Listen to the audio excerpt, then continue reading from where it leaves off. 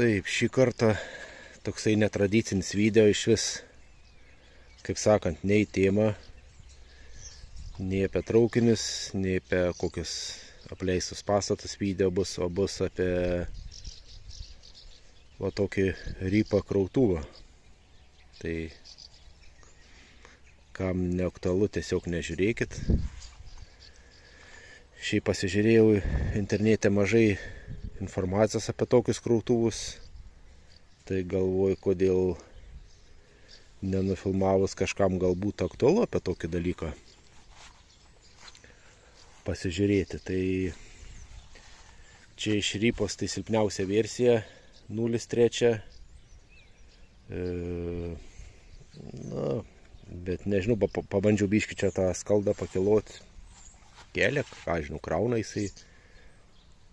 Nėra kažkokių problemų.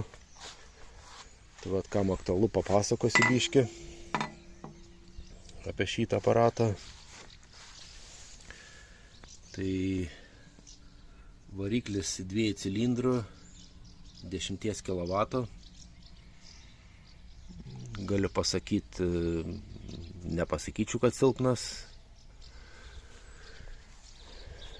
Toliau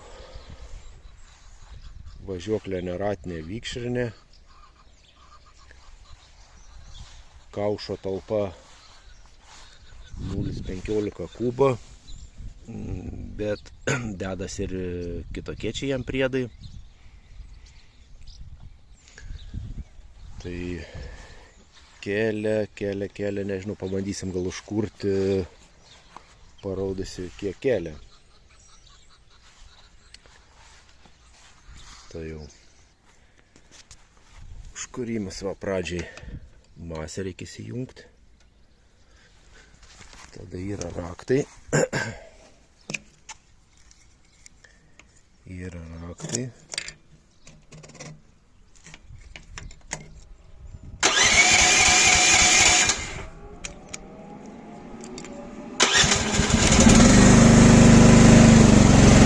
Nu va, užsikūrė.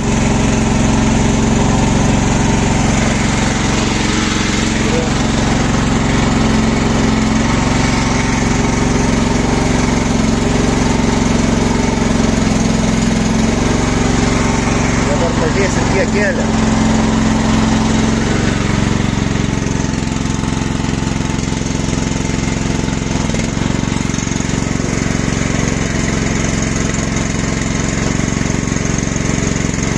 Tokia padėtį.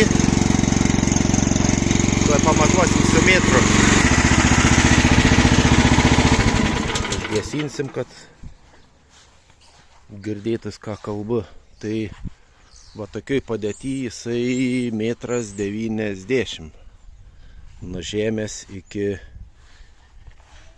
čia. Tai sakyčiau, gan aukštai krauna. Atstumai irgi nuo rato yra, į kokią priekabą, jeigu pakrauti. Toliau priėjimas. Jeigu čia reikia kažką patvarkyti siurblį, prie siurblio prieiti, tai tas dangtis tiesiog nusisuka. Matos ventiliatorius alyvos yra aušinimo, 3 pakopų siurblys. Gal šį kartą dangčio nenusukinėsim. Kas man patinka, Brikso variklis. Turėtų tarnauti neblogai, manyčiau. Dar, kam tas raudonas? Tai čia tokia apsauga, kad nenusileistų kaušas, jeigu aptarnavimą kokį darai, tepimą, tai tiesiog čia nusisukia ir čia užstatai, kad neužgriūtų. Jeigu leidžia cilindrai ar ką. Dabar nuleisim.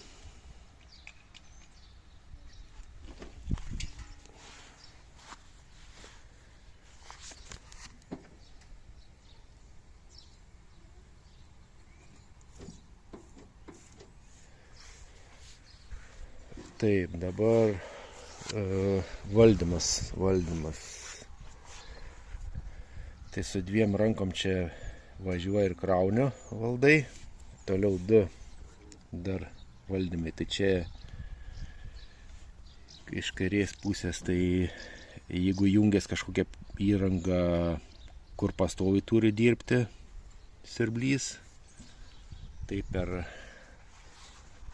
tą pusę jungiasi tada. O kas yra dar, kas man patinka papildomai, ne visuose krautuvuose yra, tai dar yra, jeigu trumpalaikis veikimas kažkokios tai įrangos yra, sakykime, tai tada jungi per šitą pusę, per šitas jungtis.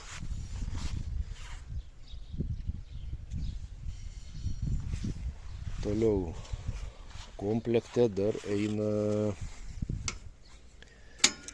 tokia dėžutė. Dėžutė ir ką mes čia turim toj dėžutėj?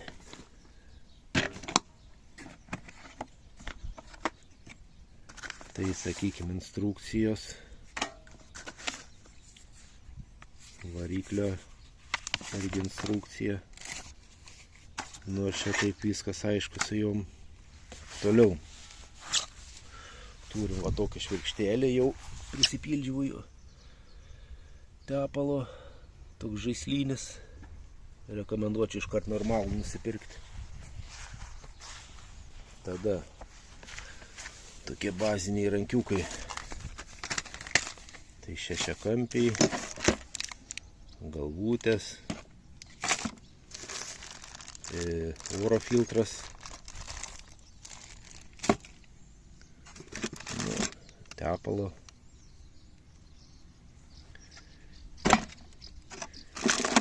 Toliau filtro atsukimui raktas iš karto eina. Dar užpilimui. Čia toks biški problematiškas užpilimas gaunasi. Tiesiog turi per kažkokią tai ilgesnę šlangutę pilti kūrą, nes nėra prieimo. Nu, bet čia, kaip sakant, ne problema dėl to. Tai iš karto va įdėta tam. Nu, arba va čia dar toks. Tokia leikutė irgi, jeigu šono nori pilti. Saugiklių, kepimo taškų įdėta. Dar keli papildomi raktai tokie. Nu, šio to yra, kaip sakant. Pradžiai. Bet manau, čia vis tiek jau nėra būtinybė čia tie raktai. Kaip sakant, patys turim savo raktų. Tai va tiek toj dėžutėj. Kažko ypatingo čia nėra. Dar ką noriu pasakyti. Kažkur transportuojant žiemą ir kam, tai va ta pakopa užsilenkia, kad mažiau vietos imtų. Kaušą irgi galima nusimti, esant reikalui, nesunkiai nusima. Va čia atsifiksuoja, nusima. Toliau apie aptarnavimą. Nu tai ne tiek ir daug taškų judančių dalių, tai tiesiog tų tepimas. Ir ką dar rekomenduočiau, jeigu kas nusipirktume tokį naują, ką ir aš darysiu, tai tiesiog dabar atsipalaiduosiu vikšrus. Nusimsi vikšrus ir tepsi visus rolikus. Čia 3 rolikai ir dar tempimą tą žvaigždutę yra. Tai tepsi rolikus visus, nes nemanau, kad čia kiniečiai sutepia. Nu, pažiūrėsim iš tikrųjų, sutepia ar ne, bet, kaip sakant, jeigu aš pats pratepsiu, tai žinosiu, kad tikrai pratepiau. Tempimas čia nieko sudėtingo.